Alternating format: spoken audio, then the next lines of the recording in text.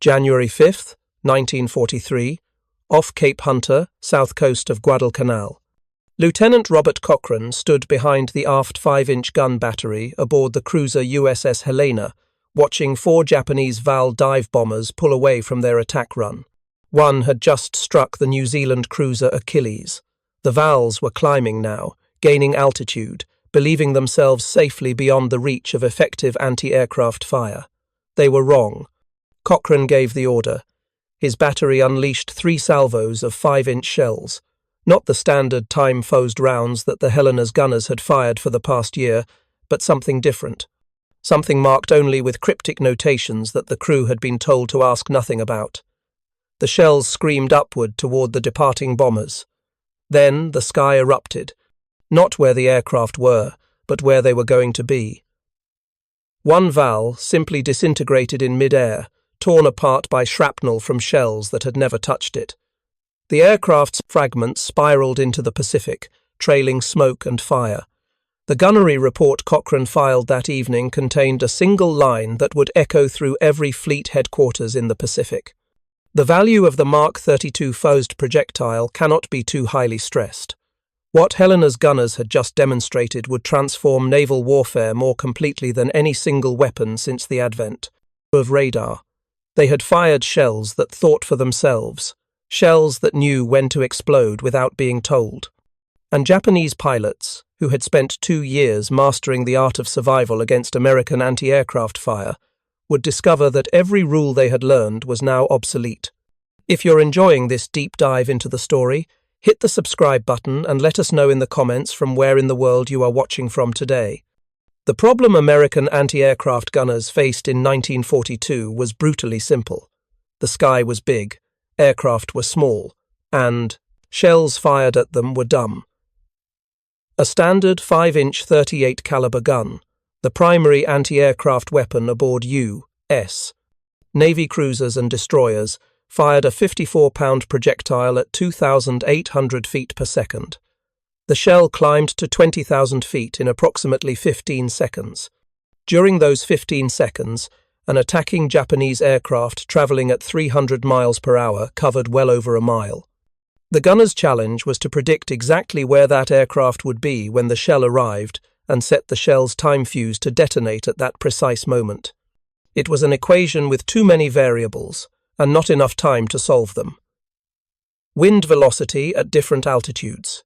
The aircraft's speed, which changed constantly as pilots maneuvered. The shell's actual flight time, affected by temperature, powder charge variations, and barrel wear.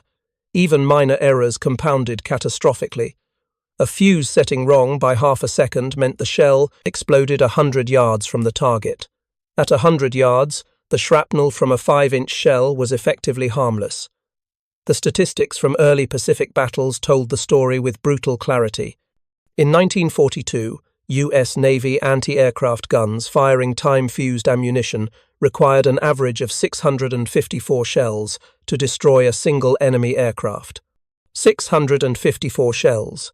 Each shell weighed 54 pounds, cost roughly $30 in 1940 dollars, and took skilled workers hundreds of man-hours to manufacture. Commander Lewis Strauss, an officer who would later serve as chairman of the Atomic Energy Commission, watched these engagements from his position aboard carrier task forces and understood the mathematics were unsustainable. "We were throwing up a wall of steel," he later wrote, "and praying something would hit. It was metallurgy, not marksmanship."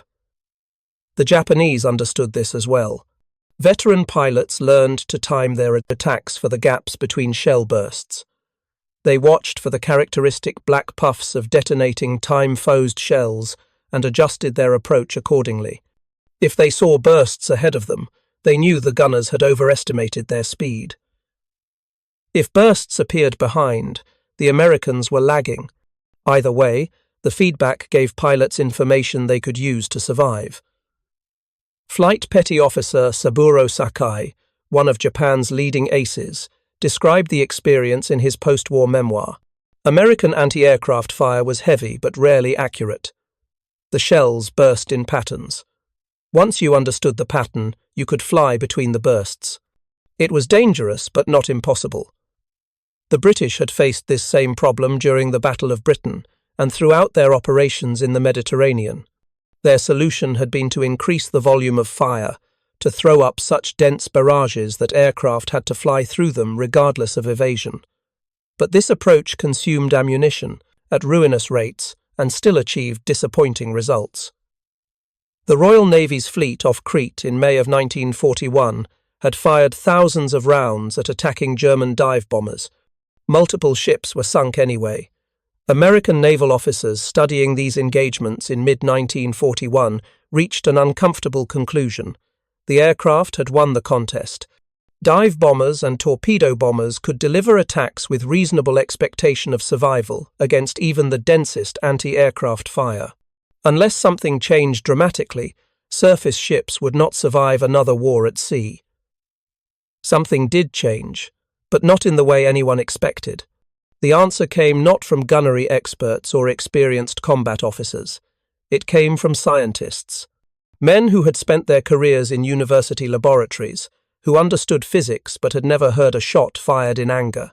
Men who looked at the problem of hitting aircraft and concluded the solution wasn't better gunners or faster firing, guns. The solution was to make the shells themselves intelligent. In the summer of 1940, with Britain fighting for survival and America beginning to mobilize for a war most knew was coming, a group of researchers gathered at the Department of Terrestrial Magnetism at the Carnegie Institution in Washington. They were led by Dr. Merle Tuve, a physicist who had spent the 1930s working on radio wave propagation. The National Defense Research Committee had given Tuve's group, designated Section T, a seemingly impossible assignment. Design a fuse that would detonate an artillery shell at the optimal distance from an aircraft target without requiring the gunner to calculate that distance in advance. Make it small enough to fit inside a 5-inch shell. Make it rugged enough to survive being fired from a gun that subjected it to 20,000 times the force of gravity. Make it reliable enough for the Navy to trust their ship's defense to it, and make it manufacturable in quantities of millions. Most experienced ordnance engineers told Section T the task was impossible. Artillery shells experienced acceleration forces that would shatter any electronic equipment known to exist. The shell would spin at 25,000 revolutions per minute as it travelled up the gun barrel. The intense electromagnetic pulse from the gun's firing would destroy any radio equipment. Even if you could build something that survived the launch, how could you power it? Batteries that could provide electrical power didn't exist in the required size and would never survive the firing shock. Dr. Tuve listened to all the reasons it couldn't be done. Then he assembled a team and started doing it anyway. The basic principle was elegant. A miniature radio transmitter inside the shell would broadcast a signal. When that signal bounced off a nearby aircraft and returned to the shell's receiver, the return signal's strength would trigger the detonator. The closer the aircraft, the stronger the return signal. When the signal reached a threshold, indicating the shell was within lethal range, a small battery would send current to a detonator that would fire the shell's main explosive charge. Simple in concept, staggeringly difficult in execution. The first challenge was the vacuum tubes required for the radio transmitter and receiver. In 1940, vacuum tubes were delicate glass devices the size of a man's thumb. They were regularly replaced in radios and other equipment because they burned out or simply broke under normal handling. The idea of putting one inside an artillery shell was absurd. Section T partnered with several companies, including Raytheon and Western Electric. Together, they developed entirely new types of vacuum tubes. These were smaller than any previously manufactured, less than half an inch long. Their electrodes were planar rather than wire-based, eliminating components that would snap under acceleration. The tubes were encased in metal rather than glass. Every component was cushioned in wax and special oil formulations designed to equalize stress during firing. The engineers tested hundreds of tube designs by firing them in small test shells. 90% failed, but 10% survived, and that was enough to continue development. The battery problem seemed even more intractable. Standard batteries used liquid electrolytes that would simply splash around uselessly when the shell spun at 25,000 RPM. Section T's solution was brilliant in its simplicity. They designed a battery that didn't work until the shell was fired. A small glass tube contained the electrolyte separated from metal plates.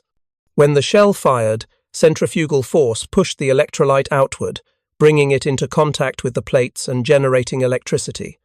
The battery activated itself using the very forces that made its existence seem impossible.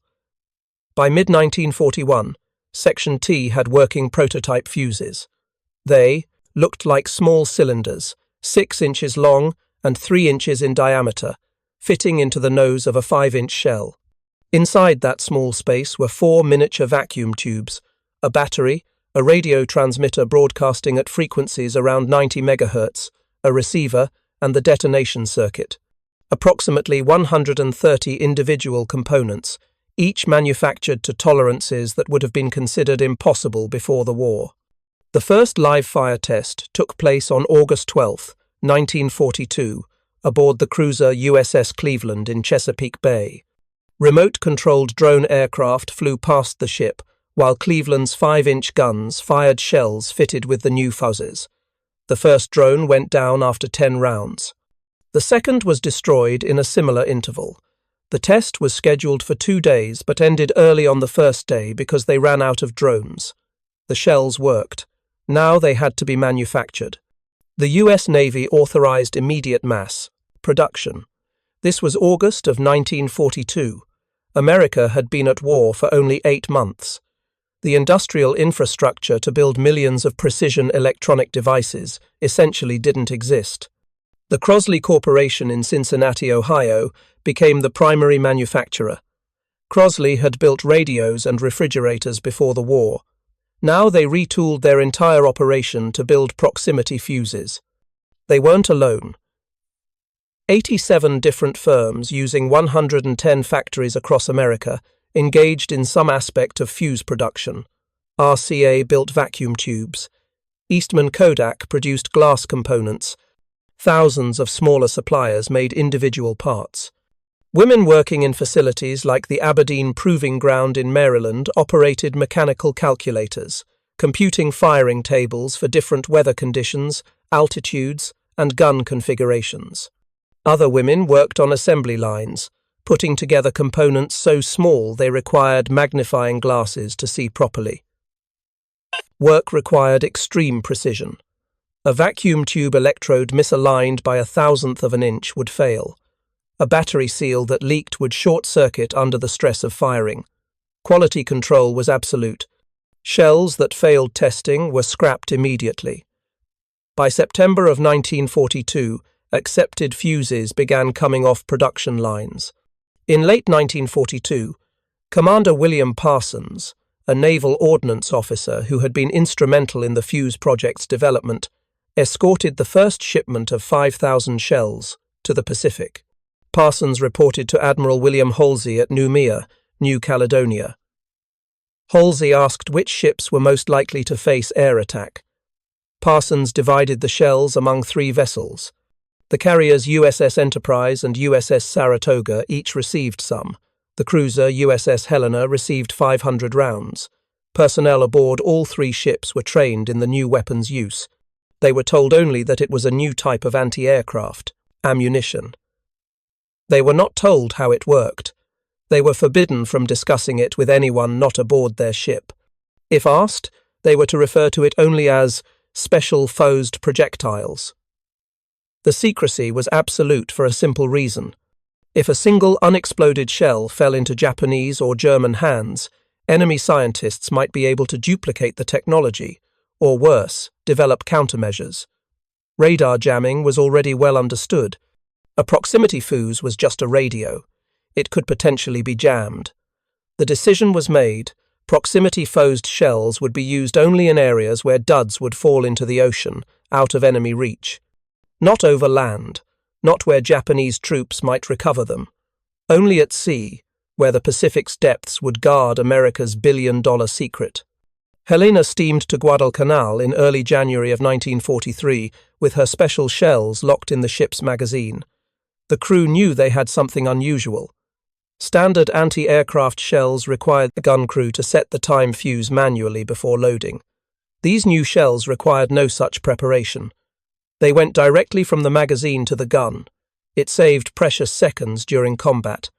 On the morning of January 5th, Helena was operating south of Guadalcanal as part of a task force supporting marine operations ashore. The war in the Solomons had become a grinding campaign of attrition. Both sides fed men and ships into the narrow channels between jungle-covered islands, fighting night surface battles and daylight airstrikes.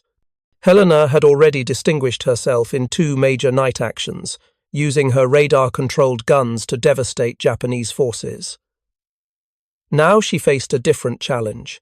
At approximately 8:30 in the morning, 4 VAL dive bombers appeared. These were IHED-3A aircraft, slow and obsolete by 1943 standards, but still dangerous in the hands of experienced pilots. The VALs attacked, scoring 1 hit on the cruiser Achilles before breaking off and climbing away. Standard doctrine for Japanese pilots was clear. Make your attack, then escape at maximum speed while gaining altitude. American anti-aircraft fire was least accurate at high altitude and long range.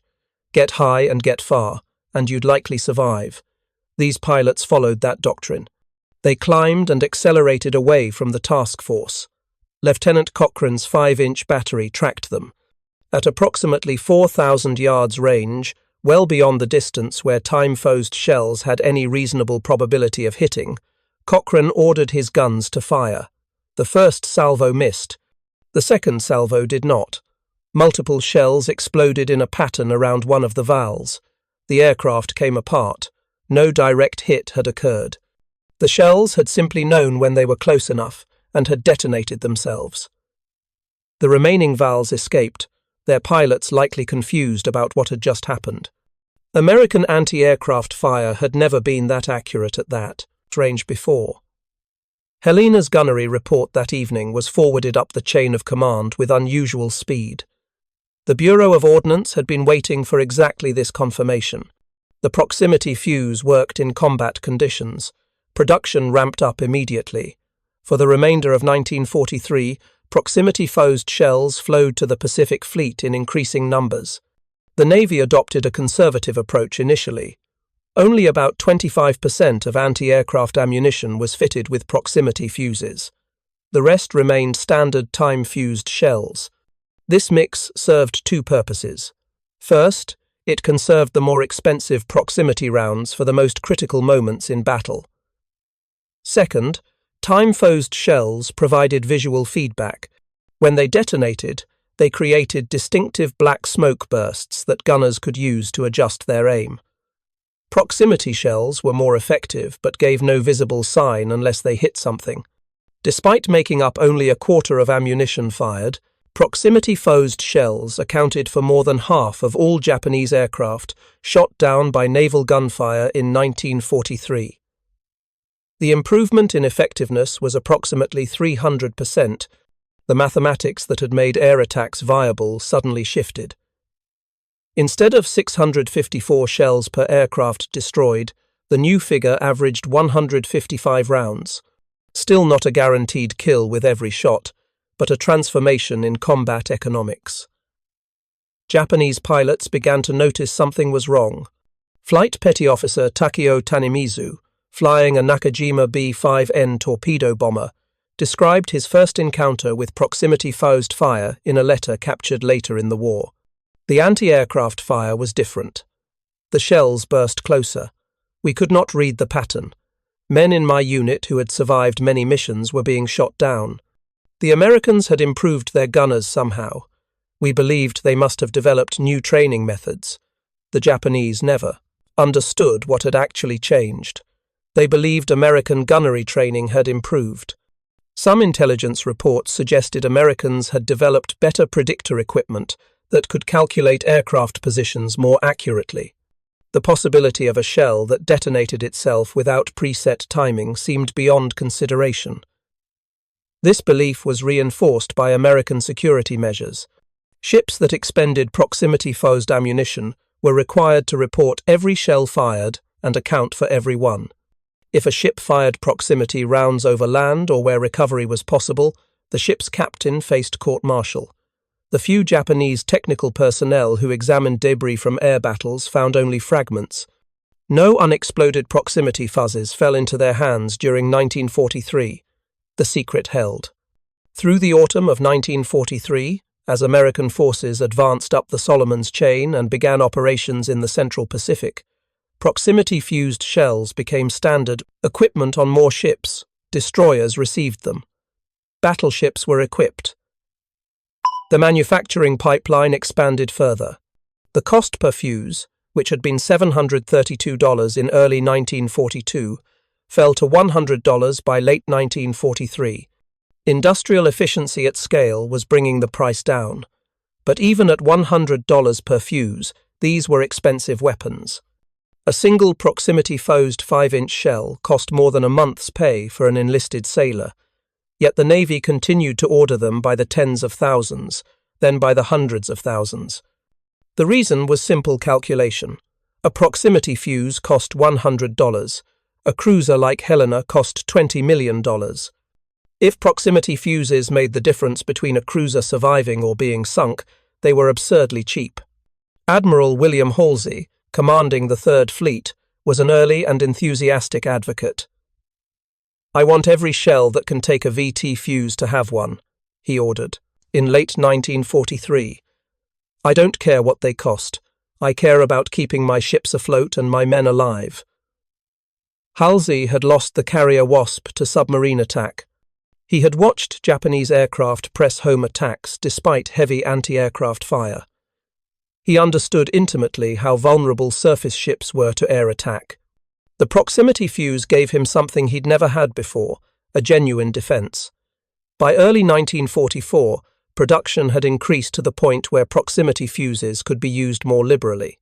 The ratio shifted from 25% to 50% of anti-aircraft ammunition, then 75%. On some ships, every 5-inch shell loaded for anti-aircraft use carried a proximity fuse. The effects on Japanese air operations were subtle but devastating. Attack effectiveness declined. Pilots who had successfully completed multiple missions found themselves unable to survive new ones. Hit rates on American ships dropped as pilots were forced to break off attacks earlier, from longer ranges, to avoid the increasingly deadly anti-aircraft fire. Japanese naval aviation had entered the war with perhaps the best-trained and most experienced carrier pilots in the world. By mid-1944, those men were largely dead. Their replacements had abbreviated training, often less than a year. These new pilots faced combat conditions their predecessors had never experienced. American fighters were now present in overwhelming numbers. Combat information centers aboard ships coordinated defensive fighters with radar precision. And when aircraft broke through the fighter screen, they faced anti-aircraft fire 4 times more effective than what the veterans had survived. Lieutenant Junior Grade Kiyoshi Ogawa, a newly trained dive bomber pilot, wrote in his diary in March of 1944, "The veteran pilots tell us about their battles in the Solomons. They say American anti-aircraft fire was heavy, but you could survive it with proper tactics. When I flew my first mission against the American fleet, I understood their tactics were from a different war. The shells explode everywhere. There is no safe path through them."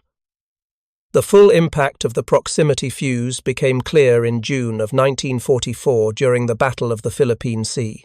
This engagement, quickly nicknamed the Great Marianas Turkey Shoot by American pilots, saw Japanese naval aviation attempt a decisive blow against U.S. carrier forces.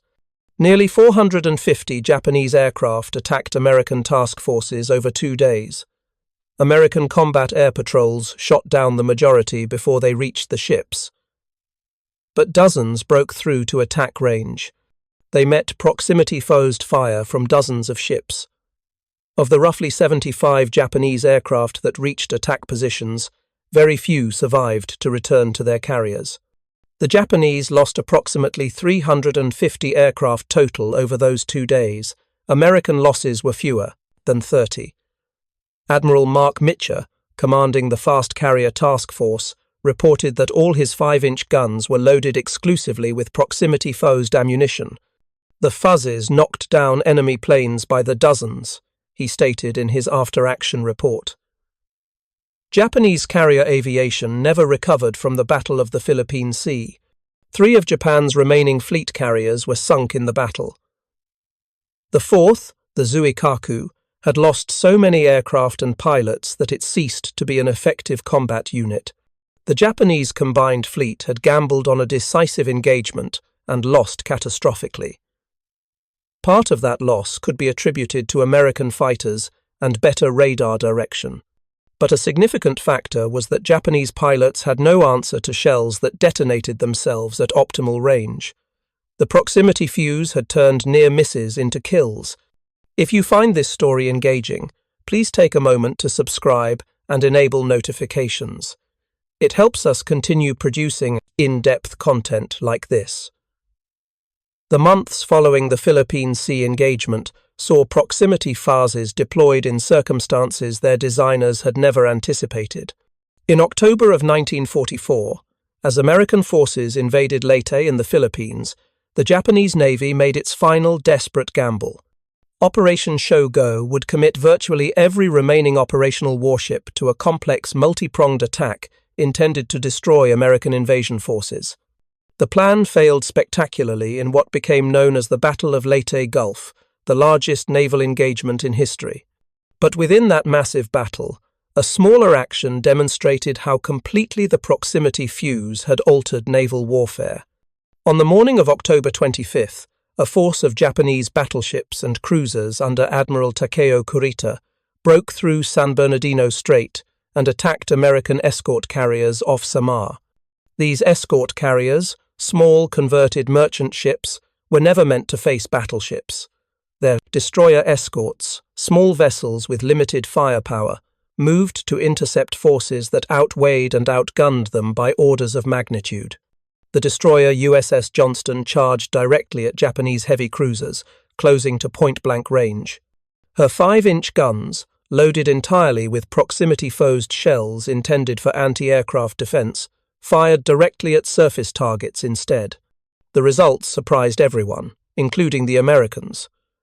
Proximity fuses designed to detonate near aircraft worked equally well against ship superstructures. Johnston's shells exploded as they passed over Japanese vessels, raining shrapnel down on bridge structures, fire control stations, and exposed personnel. One salvo struck the heavy cruiser Kumano, destroying her bridge windows and killing or wounding most of the command staff. The damage wasn't enough to sink the cruiser, but it was enough to blind her temporarily and throw her fire control into chaos.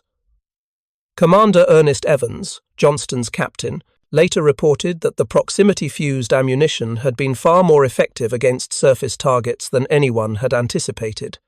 Standard armor-piercing shells would have punched through thin cruiser armor without detonating. Time-fused shells made no sense against surface targets, but proximity fuses detonated automatically when passing close to steel structures, creating precisely the kind of anti-personnel and anti-equipment effects useful against warships. The battle off Samar ended with several American destroyers sunk and one escort carrier lost, but Kurita's force withdrew without accomplishing its mission.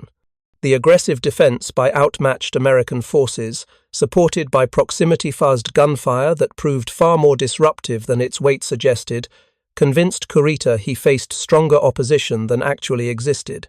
Johnston herself was lost, sunk by overwhelming Japanese gunfire after exhausting her ammunition. But her example demonstrated an unexpected versatility in the proximity fuse that would be exploited in later battles. The Japanese response to their losses in the Philippine Sea and at Leyte Gulf was born of desperation. If conventional attacks could not penetrate American defenses, then perhaps unconventional attacks could. In October of 1944, the first organized Kamikaze attacks began. The word meant divine wind, referencing the typhoons that had destroyed Mongol invasion fleets centuries earlier. Now it described pilots who deliberately crashed explosive-laden aircraft into American ships. The Kamikaze Corps represented a brutal calculation. Japan no longer had enough trained pilots to conduct effective conventional attacks. American fighters and anti-aircraft fire destroyed them faster than they could be replaced. But a pilot with minimal training could fly an aircraft into a ship. If every pilot could guarantee hitting one target before dying, the mathematics of attrition might shift back toward Japan. The first organized kamikaze attacks struck escort carriers off Leyte on October 25th. The escort carrier Street Low was hit by a Zero fighter that crashed through her flight deck and detonated in the hangar bay. Secondary explosions from aviation fuel and munitions tore the ship apart. She sank in less than 30 minutes. Other carriers were damaged. The attacks achieved more in minutes than months of conventional bombing had accomplished. Vice Admiral Takejiro Onishi, architect of the kamikaze strategy, believed he had found Japan's path to survival. Sink enough American carriers, and the invasion of Japan might be delayed, perhaps indefinitely. In practice, the kamikaze campaign revealed the proximity fuze's limitations and capabilities in equal measure. A diving aircraft traveling at 300 miles per hour covered ground far faster than a level bomber. The geometry of interception became more difficult. Shells had less time to reach the target. Fuse reaction times, measured in milliseconds, suddenly mattered enormously. Yet proximity fuzzes proved surprisingly effective even against diving kamikazes. The fuse didn't care whether an aircraft was level, climbing, or diving. It simply detected nearby metal and detonated. A kamikaze pilot flying straight at a ship made himself a better target, not a harder one. He couldn't evade. His entire purpose was to fly into the target, which meant he had to penetrate the anti-aircraft fire zone. Through late 1944 and into 1945, American forces advanced closer to Japan, Iwo Jima in February, Okinawa in April. Each operation brought hundreds of ships within range of Japanese airfields, and at each operation, kamikaze attacks intensified. The numbers from these campaigns tell the story with brutal clarity. At Okinawa, Japanese forces flew approximately 1,900 kamikaze sorties between April and June of 1945. Roughly 14% reached their targets and scored hits or damaging near misses. That meant 86% failed. Many were shot down by combat air patrol fighters before reaching the fleet, but of those that penetrated the ships, proximity-fused anti-aircraft fire destroyed the majority. Ships equipped exclusively with time-fused ammunition in early Pacific battles had faced kill rates around 600 shells per aircraft. Ships at Okinawa firing proximity-fused ammunition averaged 120 rounds per attacking aircraft destroyed. The improvement was approximately 500% over 1942 standards, yet 14% of kamikazes still got through, and that 14% was enough to sink 36 American ships and damage another 368. The destroyer Laffey, operating on radar picket duty off Okinawa, faced 22 separate kamikaze attacks in 80 minutes on April 16, 1945. Her 5-inch guns fired continuously, loaded entirely with proximity-fused shells. She shot down 9 aircraft. 4 more were destroyed by nearby ships or combat air patrol fighters. But 6 struck Laffey. She survived, barely, towed to port with most of her superstructure destroyed and 80 dead. Laffey's executive officer later wrote that without proximity fuses, the ship would have been sunk in the first 15 minutes. The fuses hadn't prevented damage, but they had prevented destruction. That distinction mattered to the 80-odd men who survived. The statistics from Okinawa prompted intense analysis at the Bureau of Ordnance and in Admiral Chester Nimitz's headquarters. Proximity fuses had improved defensive effectiveness dramatically, but kamikaze attacks represented a different kind of threat than conventional bombing. The pilot was the guidance system. He adjusted constantly based on defensive fire, on the ship's movements, on anything that might help him reach the target, and he was willing to die to do so. The solution wasn't better fuses. The fuses worked as well as physics allowed. The solution was more guns firing more shells. Destroyer picket ships began receiving additional anti-aircraft weapons. 40mm Bofors guns and 20mm Oerlikon cannons, weapons too small to use proximity fuses effectively, were added in greater numbers. These provided close-in defense when aircraft penetrated the 5-inch gun envelope. By late spring of 1945, American ships approaching Japan bristled with so many weapons that some resembled floating fortresses more than traditional warships. A Fletcher-class destroyer that had entered service in 1942 with 5-inch guns and light anti-aircraft armament might, by 1945, carry the same 5-inch guns, but double or triple the number of smaller weapons. The weight of fire had become extraordinary, yet kamikazes continued to penetrate and ships continued to be hit. The proximity fuse had changed the equation but not eliminated the threat. Meanwhile, 6,000 miles away, a different application of proximity fuse technology was being prepared. In the European theatre, Germany's collapse seemed imminent by the spring of 1945, but in December of 1944, that outcome had seemed far less certain. German forces launched a massive surprise offensive through the Ardennes forest in Belgium, the attack that became known as the Battle of the Bulge. American forces, caught off guard by the scale and timing of the German attack, fell back in disorder in some sectors. The weather was terrible, cold and overcast, grounding Allied aircraft that normally provided decisive support. German forces exploited gaps in American lines, creating a bulge in the front that threatened to reach the Meuse River and possibly split Allied armies in two. Artillery became the crucial weapon. American artillery units fired constantly, supporting defensive positions and breaking up German attack formations. But traditional high-explosive shells were inefficient against infantry in the open.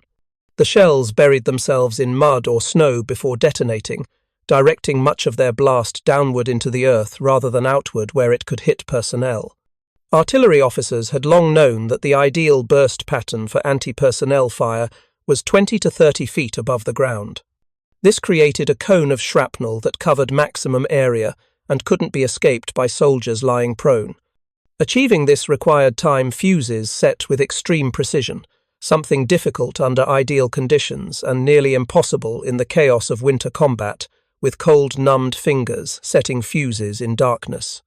On December 22, 1944, with the German offensive reaching its maximum extent, Supreme Allied Commander Dwight Eisenhower authorized the use of proximity fuses in artillery shells over land.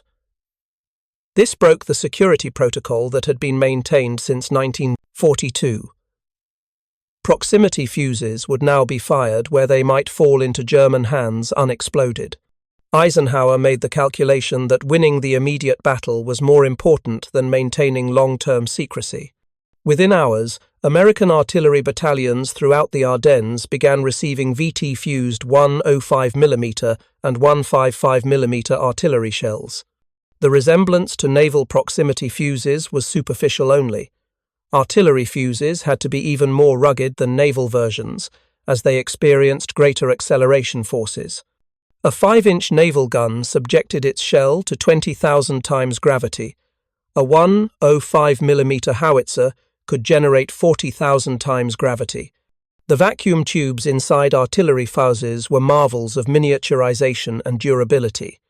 The first use of proximity-fused artillery shells occurred during German attacks on December 23. American forward observers reported that German infantry formations advancing in the open were being caught by airbursts that detonated at optimal height without requiring fuse setting. The psychological effect matched the physical casualties.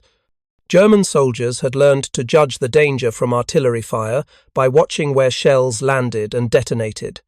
Shells that buried themselves before exploding were frightening but survivable if you were prone in a hole or behind cover. Shells that exploded in the air above you, without warning, without the impact splash that normally preceded detonation by a fraction of a second, were inescapable. A German infantry officer captured in late December reported that his men believed the Americans had developed a new artillery shell that specifically targeted personnel in the open. "The shells knew where we were," he stated during interrogation. "They exploded over our heads no matter where we hid." "My men were terrified. The impact on German operations was immediate and severe. Infantry attacks that had succeeded through December 22nd failed on December 23rd and beyond. German commanders reported much higher casualties from American artillery. Attack formations broke up under fire rather than pressing forward. The offensive momentum that had carried German forces 20 miles into American lines in the war's first days slowed, then stopped. Weather cleared after Christmas, allowing Allied aircraft to operate again. That air support, combined with American reinforcements and the devastating effectiveness of proximity-fused artillery, turned the battle decisively. By mid-January, German forces were retreating back to their start lines, having achieved nothing strategic at enormous cost. Field Marshal Gerd von Rundstedt, who had commanded the German offensive, later stated that American artillery had been far more effective than in previous engagements. German intelligence analysts examining American shell fragments found components of the proximity fuses. They understood immediately what they were looking at and recognized that Germany had nothing equivalent. The Luftwaffe had been working on proximity fuse research since 1942, but progress had been limited by material shortages, competing priorities, and the simple fact that Germany's best scientists were scattered across dozens of uncoordinated programs. By late 1944, with Allied bombers destroying German industrial capacity and the Eastern Front consuming resources at catastrophic rates, developing German proximity fuses was impossible.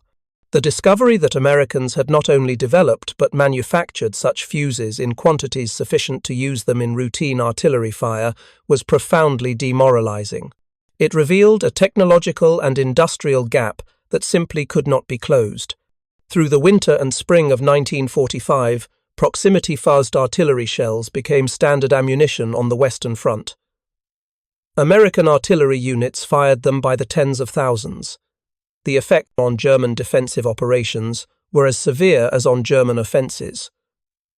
Troops caught in the open during American attacks faced airbursts from which there was no effective cover. German casualties from artillery increased significantly, even as the total number of shells fired remained relatively constant. By April of 1945, with Allied forces crossing the Rhine and advancing into Germany proper, German military effectiveness had collapsed on all fronts. The proximity fuse had not won the war by itself. That victory belonged to the millions of Allied soldiers and the massive industrial production that supplied them. But the fuse had shortened the war. Fewer German attacks succeeded. Fewer Allied soldiers died in those attacks. The mathematics of industrial warfare had shifted further in favor of whoever possessed proximity fuses. The scale of proximity fuse production by war's end was staggering. American factories had manufactured approximately 22 million proximity fuses between 1942 and August of 1945. 22 million devices, each containing more than 100 precision components, each tested to ensure reliability, each representing a level of mass-produced electronic sophistication that would have seemed impossible in 1940. The cost had fallen from over $700 per fuse in early production to less than $20 by war's end. Industrial efficiency and improved manufacturing techniques had made proximity fuses cheaper than many conventional shells. The human cost of this production was substantial. Tens of thousands of workers, predominantly women, had assembled fuses in factories across America. They worked long shifts under intense quality control supervision, knowing that a single defective fuse might fail in combat when a sailor or soldier's life depended on it. The safety record in fuse production was remarkably good. The devices were designed to arm themselves only after experiencing the acceleration of being fired.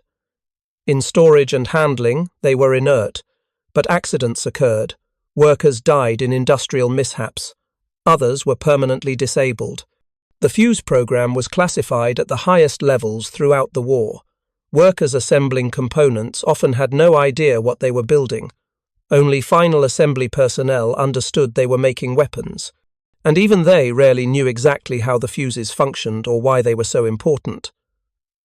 After the Japanese surrender in August of 1945, the shroud of secrecy around proximity fuses began to lift. Technical papers were published. The scientists and engineers who had developed the technology received public recognition. Dr. Merle Tuve and his team at Section T were credited with having created what many considered the third most important technical development of the war, behind only the atomic bomb and radar. Admiral Lewis Strauss, who had observed the early combat tests and later became involved in fuse production oversight, stated publicly that the proximity fuse had saved more American lives than any other single weapon developed during the war. The statistical analysis supported this claim. Conservative estimates suggested that proximity fuzzes had improved anti-aircraft effectiveness by 300 to 400%. They had reduced Allied casualties from German artillery and improved Allied artillery effectiveness significantly. They had shortened battles and made others winnable that might otherwise have been lost. Secretary of War Henry Stimson went further in a public statement in 1945. He credited the proximity fuse with being one of the decisive weapons that had allowed American forces to project power across both oceans simultaneously, to maintain naval superiority in the Pacific despite desperate Japanese tactics, and to crush German forces in Europe with unprecedented speed. Japanese military analysis after the war concluded that proximity fuzzes had been among the most devastating technologies they had faced. Japanese anti-aircraft effectiveness had never approached American levels, partly due to inferior radar and fire control, but significantly because Japanese shells required manual fuse setting and offered no improvement over 1942 effectiveness.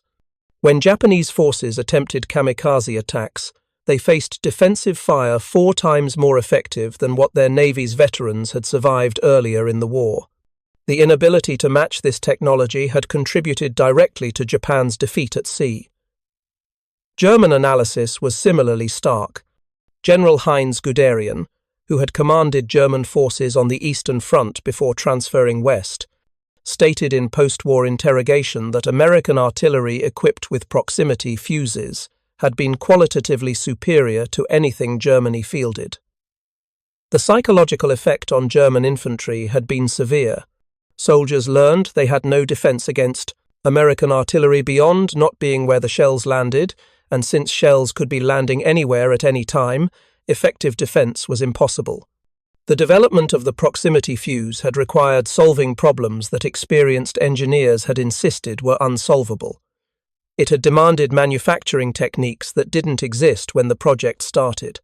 It needed quality control procedures that had to be invented specifically for fuse production. It had consumed billions of dollars at a time when billions of dollars represented an almost inconceivable sum. And it worked. Not perfectly, no weapon ever does. But well enough to change how wars were fought and to demonstrate that sufficiently advanced technology, produced in sufficient quantity, could overcome numerical inferiority and tactical disadvantage. The proximity fuse entered production when America was losing the war in the Pacific, when American ships faced air attacks they could barely survive, when American soldiers faced artillery they couldn't effectively counter.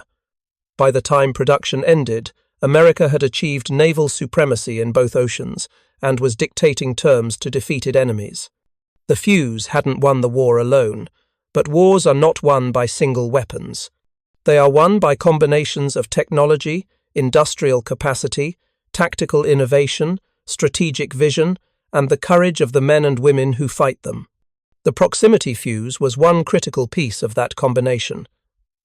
Perhaps the most remarkable aspect of the proximity fuse story is how quickly it went from impossible to routine.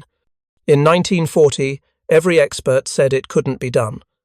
By 1942, working prototypes existed. By 1943, they were being manufactured by the millions. By 1944, they were standard equipment. By 1945, they were so common that artillery units fired them without a second thought. That progression, from impossible to routine in 5 years, demonstrated something profound about American industrial and scientific capability during the Second World War. When the full resources of the nation's laboratories, factories, and workforce were directed at a problem, solutions appeared with remarkable speed. The proximity fuse program had been one of dozens of crash development efforts. Radar, sonar, rockets, jet engines, improved explosives, better armor, more powerful guns, all of these received similar attention and similar resources. Some programs failed. Many succeeded partially. A few, like the proximity fuse, succeeded completely and changed warfare fundamentally. The men and women who designed, built, and employed proximity fuses rarely talked about their work after the war. The scientists returned to universities. The factory workers moved on to peacetime production. The sailors and soldiers who had seen the fuses work in combat often didn't understand exactly what they'd been using. They knew the shells worked better than old ones, but the technical details remained obscure to most. Yet their collective achievement resonates through military history. They had looked at an impossible problem, the problem of hitting fast-moving aircraft with anti-aircraft fire, and had solved it not through brute force but through intelligence. They had made shells smart. And in doing so, they had demonstrated a principle that would dominate military technology for the next 80 years. Precision matters more than power. Guided weapons are more effective than unguided ones. Electronics and computation can augment or replace human judgment in targeting. The proximity fuse was the first practical application of these principles in warfare. Every guided missile, every smart bomb, every automated defense system that followed owed its conceptual lineage to those small cylinders packed with vacuum tubes and powered by batteries that activated themselves when fired. The proximity fuse didn't end war. Technology never does. But it later changed who could survive war and how it would be fought. For the American sailors aboard ships in the Pacific, for the soldiers under German artillery fire in the Ardennes, for the pilots who didn't have to face attacks that proximity-fused guns shot down before they arrived, the fuse meant survival. That was its purpose. That was its achievement. And that's why, decades later, it remains one of the most significant technical accomplishments of the Second World War. Thank you for watching. For more detailed historical breakdowns, check out the other videos on your screen now, and don't forget to subscribe.